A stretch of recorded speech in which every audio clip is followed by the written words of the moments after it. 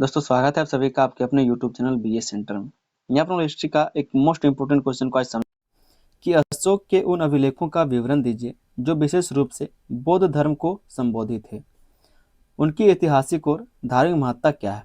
कहा जा रहा है कि जो अशोक है, जो अशोक सम्राट है, उनके उन अभिलेखों के बारे में बताने के लिए कहा जा रहा है जो विशेष रूप से किसे संबोधित है, तो बौद्ध धर्म से संबोधित है। उसके साथ साथ ये पूछा जा रहा है कि ऐतिहासिक और धार्मिक महत्ता क्या है, ये भी बताइए। तो ये क्वेश्चन आपका बहुत ज़्यादा इंपॉर्टेंट है। जितना भी हमको क्वेश्चन करवा रहे हैं सारा आपका सिलेबस से रिलेटेड है और एक भी क्वेश्चन आपका ऐसा नहीं कह सकते कि इंपॉर्टेंट नहीं, तो सारा इंपॉर्टेंट है। लिस्ट हम आप लोग के लिए बना दिए और सारा वीडियो उसमें हम डाल दिए, तो जाके एक बार देख लीजिएगा। लिंक आपको डिस्क्रिप्शन में मिल जाएगा, चेक कर लीजिए, ठीक है। चैनल पर दोस्तों नहीं तो आप लोग चैनल को अभी के अभी सब्सक्राइब कर लीजिए, साथ में वीडियो को लाइक कर दीजिए और अपने दोस्तों में इसको शेयर भी कर दीजिए। समझते हैं हम लोग इस क्वेश्चन के आंसर को, बिल्कुल डिटेल में समझेंगे। तो आप लोग को वीडियो को अंत तक देखना है ताकि क्वेश्चन किसी भी तरह से घुमा के दे, अगर आप समझे हुए रहेंगे तभी तो आप एग्जाम में लिख पाएंगे। तो आप लोग वीडियो को अंत तक देखिए, समझिए हमको क्या बता रहे हैं और किसी भी तरह से क्वेश्चन को देगा तो आप लिख पाएंगे। कहा जा रहा है कि मौर्य सम्राट अशोक भारतीय इतिहास के सबसे महान शासकों में से एक थे। आपको पता है सम्राट अशोक के बारे में, ठीक है। सम्राट अशोक के बारे में आपको पता है, इसके लिए हम क्वेश्चन पहले से करवा चुके हैं। जो आपका आईकेएस का क्वेश्चन था उसमें इस क्वेश्चन को डाले थे। तो अगर आप लोग मेरा वीडियो को देखें आपको पता होगा कि अशोक सम्राट कौन थे। आगे इसमें कहा जा रहा है कि प्रारंभिक जीवन में वे एक विजेता थे। प्रारंभिक जीवन में वे एक विजेता थे, लेकिन कलिंग युद्ध के बाद उन्होंने हिंसा का त्याग कर बौद्ध धर्म को अपनाया और धम्म के सिद्धांतों का प्रचार किया। जो प्रारंभिक जीवन था तो वो एक राजा थे, बहुत बड़े सम्राट थे, ठीक है, शासक थे, बहुत बड़े विजेता थे। लेकिन जैसे जैसे क्या तो कहा जा रहा है कि जो कलिंग युद्ध हुआ था उसमें उन्होंने इतना खून खराबा देखा था कि उनका ये युद्ध वगैरह से सब कुछ से मन उठ गया था और वो क्या करने लगे, तो बौद्ध धर्म का प्रचार प्रसार करने लगे। वही बात कहा जा रहा है कि प्रारंभिक जीवन में वे एक विजेता थे, लेकिन कलिंग युद्ध के बाद उन्होंने हिंसा का त्याग कर बौद्ध धर्म को अपनाया और धम्म के सिद्धांतों को प्रचार किया। धम्म के जो भी सिद्धांत थे उसे क्या तो उन्होंने प्रचार किया। आगे इसमें कहा जा रहा है कि अशोक ने अपने विचारों और नीतियों को जनता तक पहुंचाने के लिए शिलालेख, स्तंभ लेख और गुफा लेख का सहारा लिया। कई तरह के लेख होते हैं, कई तरह के अभिलेख होते हैं, तो इन सब लेखों का उन्होंने क्या तो सहारा लिया ताकि अपने नीतियों को, अपने विचारों को लोगों तक पहुंचाया जा सके। इनमें से कई अभिलेख सीधे या फिर परोक्ष रूप से बौद्ध धर्म से संबंधित है, किसे तो संबंधित है, जो हमें उनके धार्मिक दृष्टिकोण और शासन नीति को समझने में मदद करते हैं। कहा जा रहा है कि इनमें से जो आप देख रहे हैं शिलालेख है, जो स्तंभ लेख है, जो गुफा लेख है, इसका सहारा लिया लोगों को अपने विचारों को, अपने नीतियों को समझाने के लिए। लेकिन इनमें से कई सारे ऐसे अभिलेख हैं जो सीधे या फिर परोक्ष रूप से किससे संबंधित है, तो बौद्ध धर्म से संबंधित है। बौद्ध धर्म से किससे संबंधित है, जो हमें उनके धार्मिक दृष्टिकोण और शासन नीति को समझने में मदद करता है, जो हमें यह समझाने में मदद करता है कि उनका धार्मिक दृष्टिकोण कैसा था और शासन नीति कैसा था, यह समझने में मदद करता है। आगे दोस्तों हम लोग देखते हैं कि बौद्ध धर्म से संबंधित अशोक के प्रमुख अभिलेख क्या हैं। बौद्ध धर्म से संबंधित अशोक के प्रमुख अभिलेख क्या क्या है, उस चीज को आप लोग यहाँ पर देखिए। पहला जो अभिलेख है वो है बाबरू, जिसको बोलते हैं वैराट शिलालेख, वैराट या फिर बाबरू शिलालेख। यह अभिलेख राजस्थान के बैराट से प्राप्त हुआ है और इसे अशोक का सबसे स्पष्ट बौद्ध धर्म संबंधी अभिलेख माना जाता है।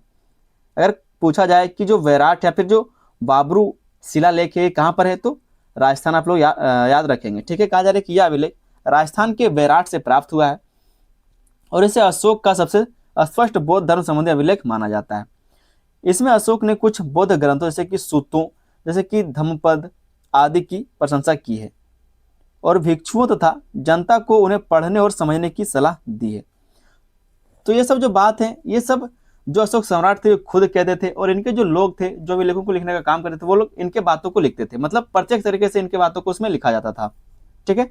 आगे इसमें कहा जा रहा है कि इससे स्पष्ट होता है कि अशोक केवल बौद्ध धर्म के अनुयायी नहीं थे बल्कि वे उसके सिद्धांतों के गहन अध्येता भी थे, ठीक है। कौन थे, सीरियस स्टूडेंट, मतलब उनको ग्रहण करने वाले एक शिष्य भी थे, ठीक है, उसको मानने वाले एक शिष्य भी थे। तो पहला आपने यहाँ पर जो अभिलेख उसको देख लिया, वैराट अभिलेख या फिर जो बाबरू अभिलेख है जो वैराट में है। दूसरा जो यहाँ पर हम लोग अभिलेख देखेंगे वो है लुम्बिनी स्तंभ लेख। क्या है, तो लुम्बिनी स्तंभ लेख। कहा जा रहा है कि इस अभिलेख में अशोक ने गौतम बुद्ध के जन्म स्थान लुम्बिनी की यात्रा का उल्लेख किया है। ये जो अभिलेख है लुम्बिनी अभिलेख, ठीक है, लुम्बिनी स्तंभ लेख, इसमें अशोक ने क्या किया, तो गौतम बुद्ध के जन्म स्थान लुम्बिनी की यात्रा का उल्लेख किया। मतलब उन्होंने क्या तो यहाँ की यात्रा की और उसका उल्लेख इस अभिलेख में देखने को मिलता है। उन्होंने इस स्थान को पवित्र घोषित करते हुए वहाँ के निवासियों के कर में भारी छूट दी। उन्होंने कहा कि ये जो स्थान है एक तीर्थ स्थान की तरह, और वहां पर जो रहने वाले लोग थे उनको कर में भारी छूट दी गई थी। इससे यह पता चलता है कि अशोक ने बौद्ध तीर्थ स्थलों को राजकीय संरक्षण दिया और उन्हें विकसित किया। कहा जा रहा है कि इससे यह पता चलता है कि जो अशोक महान या फिर अशोक सम्राट है, उन्होंने बौद्ध तीर्थ स्थलों को राजकीय संरक्षण दिया। मतलब क्या है, तो अपने जिस तरह से हम लोग देश के संरक्षण मानते हैं, तो इस तरह से स्टेट प्रोटेक्शन दिया, ठीक है, राजकीय संरक्षण दिया और उन्हें विकसित किया, और उनको क्या है तो विकसित करने का काम किया है। तीसरा जो हम लोग अभिलेख देखेंगे वो है निगाली सागर स्तंभ लेख। निगाली सागर स्तंभ लेख, इसमें अशोक ने कनक मुनि बुद्ध के स्तूप का विस्तार करवाने और उसकी पूजा करने का उल्लेख किया है। जो निगाली सागर स्तंभ लेख है, इसमें अशोक ने क्या किया, तो जो कनक मुनि बुद्ध है उनके स्तूप का विस्तार करवाने के लिए, मतलब उनका जो स्तूप था उनका विस्तार कराने के लिए और उनकी पूजा करने का उल्लेख किया है कि उनकी पूजा करें, इसके का उल्लेख किया गया है।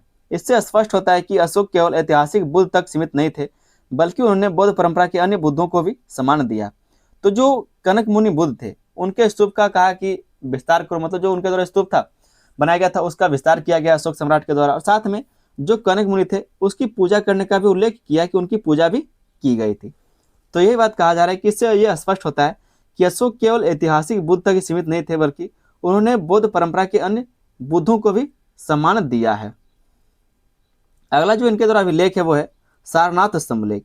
सारनाथ स्तंभ लेख, यह अभिलेख बौद्ध संघ में एकता बनाए रखने के उद्देश्य से भारी किया गया था। कहा जा रहा है कि ये जो अभिलेख है वो बौद्ध संघ में एकता बनाए रखने के लिए जारी किया गया था।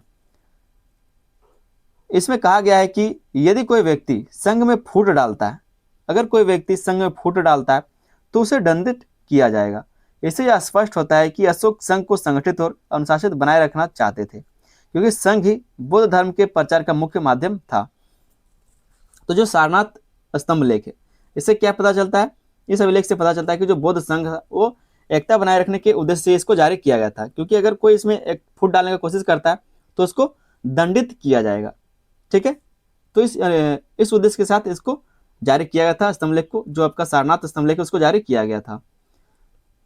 अगला जो हम यहाँ पर स्तंभ लेख देखेंगे या फिर जो अभिलेख देखेंगे वो है कौशाम्बी स्तंभ लेख। कौशाम्बी स्तंभ लेख, इसमें भी संघ के अनुशासन और भिक्षुओं के आचरण पर जोर दिया गया। तो सारे आपको स्तंभ के नाम याद रख लेने, जो आपके अभिलेख है उसके नाम याद रख लेना, ठीक है। और जो आपको बता रहे थोड़ा सा 2-3 लाइन आप याद कर लीजिएगा या फिर समझ लीजिए और खुद से बढ़ा करके उसको लिख दीजिएगा। तो कहा जा रहा है कि जो कौशाम्बी स्तंभ लेख है इसमें भी संघ के अनुशासन और भिक्षुओं के आचरण पर ही जोर दिया गया था। यह दिखाता है कि अशोक केवल धर्म के प्रचारक ही नहीं बल्कि धार्मिक संस्थाओं के संरक्षक भी थे, प्रोटेक्टर भी थे, जो कौशाम्बी स्तंभ लेख से पता चलता है। छठा है प्रमुख शिलालेख। प्रमुख शिलालेख और भी जो हैं, इन अभिलेखों में सीधे गौतम धर्म इन अभिलेखों में कहा जा रहा है कि सीधा बौद्ध धर्म शब्द का प्रयोग कम मिलता है। ये सब जो आप अभी देख रहे हैं इसमें क्या है, तो डायरेक्ट जो बौद्ध धर्म है उन शब्दों का प्रयोग देखने को कम मिलता है, लेकिन इनमें जो नैतिक सिद्धांत बताए गए हैं, अहिंसा के बारे में, करुणा के बारे में, सहिष्णुता के बारे में, प्रजा की प्रति दया के बारे में, ये सभी बौद्ध धर्म के मूल सिद्धांत है। और इससे ये पता चलता है कि ये सारे जो अन्य जो अभिलेख आप देखते हैं वो भी किससे संबंधित है, तो गौतम बुद्ध से संबंधित है या फिर बौद्ध धर्म से संबंधित है। उदाहरण के लिए अशोक ने पशु बलि को कम करने और प्राणियों के प्रति दया दिखाने की बात कही है। तो अन्य कई सारे ऐसे अभिलेख हैं जहाँ पर क्या है, तो अशोक ने पशु बलि देने के लिए कम किया है, कह सकते हैं कि पशु बलि को रोका है, और जो प्राणी है उन पर दया दिखाने की बात कही गई है। मतलब अहिंसा की बात करें, करुणा की बात करें, सहिष्णुता की बात करें, प्रजा के प्रति दया की बात करें, तो इससे पता चलता है कि वो गौतम बुद्ध के आदर्शों पर बात कर रहे हैं और बौद्ध धर्म के बारे में वो बात कर रहे हैं। आगे दोस्तों हम देखते हैं ऐतिहासिक महत्ता। ठीक है, इनके तो जो अभिलेख लिखे गए हैं उनका ऐतिहासिक महत्व क्या है। पहला जो ऐतिहासिक महत्व है अशोक के व्यक्तित्व और परिवर्तन का प्रमाण। अशोक के व्यक्तित्व और परिवर्तन का प्रमाण, ठीक है, ये क्या तो एक सबूत है अशोक के व्यक्तित्व का और परिवर्तन का। इन अभिलेखों से स्पष्ट होता है कि कलिंग युद्ध के बाद अशोक के जीवन में एक बड़ा परिवर्तन आया। जब कलिंग मतलब होता है क्या, ओडिशा का जो युद्ध हुआ था, ठीक है, तो कलिंग उसी को कहा जाता है। आज के टाइम में वो ओडिशा हो गया, लेकिन वो पहले कलिंग था। तो जब कलिंग युद्ध हुआ था, कलिंग क्या तो एक राज्य था, तो जब वहां पर इस युद्ध को अशोक सम्राट ने जीत लिया तो वहां पर बहुत ज्यादा खून खराब हुआ था, जिसके बाद उनका तो मन उठ गया था। ठीक है, लोगों को, महिलाओं को रोते हुए देखते हुए, उनके बच्चों को देखते हुए, इतने सारे खून खराबे को देखते हुए क्या है, तो उनका मन उठ गया था और वो क्या तो धीरे धीरे बौद्ध धर्म की ओर जाने लगे थे। तो वही बात कहा जा रहा है कि इन अभिलेखों से स्पष्ट होता है कि कलिंग युद्ध के बाद अशोक के जीवन में बड़ा परिवर्तन आया। उन्होंने विजय की नीति छोड़कर धर्म विजय को अपनाया। उन्हें क्या है तो धर्म विजय को अपनाया, मतलब धर्म के रास्ते को अपनाया, धर्म को अपनाया। दूसरा जो पॉइंट है वो है बौद्ध धर्म के प्रसार का साक्ष्य। बौद्ध धर्म के प्रसार का ये साक्ष्य है। अभिलेखों से पता चलता है कि बौद्ध धर्म को राजकीय संरक्षण मिला और इसे भारत के बाहर श्रीलंका, मध्य एशिया आदि में भी फैलाया गया। ठीक है, तो ये क्या है तो बौद्ध धर्म के प्रसार का ये साक्ष्य है कि इसका जो प्रचार है बहुत दूर दूर तक हुआ था, क्योंकि अशोक सम्राट का जो साम्राज्य है वो खुद बहुत बड़े क्षेत्र में फैला हुआ था। ठीक है, तो इतने सारे क्षेत्रों में इसका प्रचार प्रसार देखने को मिलता है। तो वही कहा जा रहा है कि बौद्ध धर्म के प्रसार का ये साक्ष्य है अभिलेख। तीसरा जो इसका हम लोग ऐतिहासिक कह सकते हैं, इसका जो अगला पॉइंट हम लोग देखेंगे वो है प्रशासनिक व्यवस्था की जानकारी। इससे हमें प्रशासनिक व्यवस्था की जानकारी मिलती है कि उस टाइम में जो प्रशासनिक व्यवस्था है वो कैसा रहता होगा। ठीक है, कहा जा रहा है कि इन अभिलेखों से यह पता चलता है कि अशोक ने धम्म महामात्र का मतलब होता है एक ऐसा मंत्री, महामात्र का मतलब होता है मंत्री या फिर अधिकारी, जैसे कि अधिकारी को नियुक्त की जो नैतिक जीवन और धर्म का प्रचार करते हैं। तो प्रशासनिक व्यवस्था की जानकारी यहाँ पर देखने को मिलता है, क्योंकि प्रचार प्रसार करने के लिए इन्होंने क्या किया तो मंत्री या फिर कह सकते जो अधिकारी है उसको नियुक्त किया था। तो इसे हम लोग क्या देख रहे हैं, सब ऐतिहासिक और धार्मिक महत्ता को देख रहे हैं जो अशोक के अभिलेख है। अशोक के अभिलेख के हम लोग धार्मिक और ऐतिहासिक महत्वों को देख रहे हैं। तो प्रशासनिक व्यवस्था की जानकारी मिलती है। कहा जा रहा है कि इन अभिलेखों से यह भी पता चलता है कि अशोक ने धम्म महामात्र जैसे अधिकारियों को नियुक्त की जो नैतिक जीवन और धर्म का प्रचार करते थे। मतलब ऐसे लोगों का, ऐसे अधिकारियों का नियुक्ति किया गया जो नैतिक जीवन का और ये जो बौद्ध धर्म है उसका प्रचार प्रसार वो करते थे। अगला जो पॉइंट है वो है प्राचीन इतिहास का प्रमाणिक स्रोत। पहले के इतिहास का ये प्रमाणिक स्रोत है। ये अभिलेख समकालीन, जिसको बोलते हैं कंटेम्प्रेरी है, इसलिए ये इतिहास के सबसे विश्वसनीय स्रोत माने जाते हैं। कंटेम्प्रेरी का मतलब होता है समकालीन, जो उस टाइम में घट रहा था उसी टाइम का अभिलेख है। मतलब जो घट रहा है, जैसे कि आज के टाइम में क्या घट रहा है और उस चीज को हम आपके किसी पत्थर पर लिख के रख देते हैं। तो आज जो 2026 चल रहा है, अब 3026 में कोई देखेगा तो पता चल जाएगा कि इस टाइम का ये चीज है, इस टाइम में ये समाज इस तरह से रहता होगा। तो उसी को बोलते हैं समकालीन या फिर कंटेम्प्रेरी। ठीक है, कहा जा रहा है कि इनमें अतिशयोक्ति कम और वास्तविक तथ्य अधिक मिलते हैं, इसलिए इसमें बढ़ा चढ़ा करके चीजों को कम दिखाया गया है और जो वास्तविक फैक्ट है, जो तथ्य है, उनको यहाँ पर ज्यादा रखा गया है।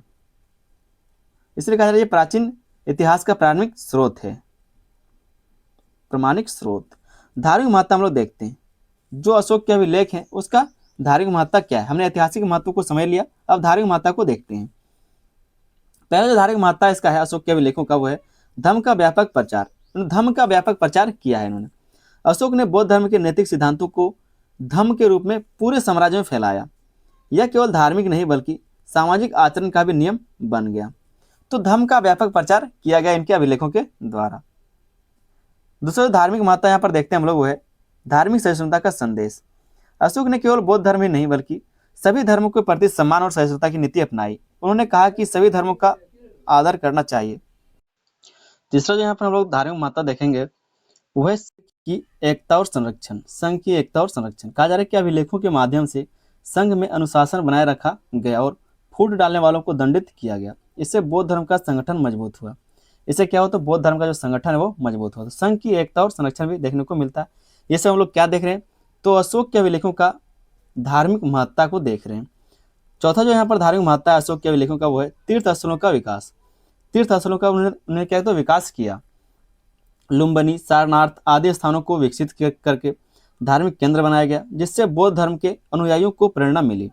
जब वो लुम्बिनी घूमने के लिए गए थे तो उनको ये जो लुम्बिनी स्थान था जो गौतम बुद्ध का जन्म स्थान है, तो वहाँ के लोगों को कर में छूट दिया गया था और साथ में ये एक धार्मिक स्थल को घोषित कर दिया गया था। इस तरह से जो सारनाथ है यहाँ पर जो स्तूप था उसको विकसित किया गया था और साथ में जो यहाँ के बुद्ध के भिक्षु थे, जो बौद्ध भिक्षु थे, इनका क्या तो पूजा इन्होंने किया था, जो सारनाथ के बौद्ध भिक्षु थे। तो इस तरह से कहा जा रहा है कि जो लुम्बिनी है जो सारनाथ आदि स्थानों को विकसित करके धार्मिक केंद्र बनाया गया, जिससे बौद्ध धर्म के अनुयायियों को प्रेरणा मिली। आगे दोस्तों एक छोटा सा हम लोग निष्कर्ष देख लेते हैं, उसके बाद इस क्वेश्चन का आंसर को कंप्लीट कर लेंगे। कहा जा रहा है कि अशोक के बौद्ध धर्म से संबंधित अभिलेख उनके व्यक्तिगत धार्मिक परिवर्तन, बौद्ध धर्म के प्रचार प्रसार और नैतिक शासन के आदर्श को स्पष्ट रूप से दर्शाते हैं। जो अशोक के बौद्ध धर्म से संबंधित अभिलेख हैं वो उनके व्यक्तिगत धार्मिक परिवर्तन को दिखाता है कि किस तरह से उन्होंने अपने व्यक्तिगत धर्म को परिवर्तन किया। पहले वो एक विजेता थे, बाद में वो क्या किए, बौद्ध धर्म की ओर झुक गए, आ गए, ठीक है, बौद्ध धर्म के अनुयायी बन गए। आगे इसमें कहा जा रहा है कि बौद्ध धर्म के प्रचार प्रसार और नैतिक शासन के आदर्श को स्पष्ट रूप से दर्शाते हैं।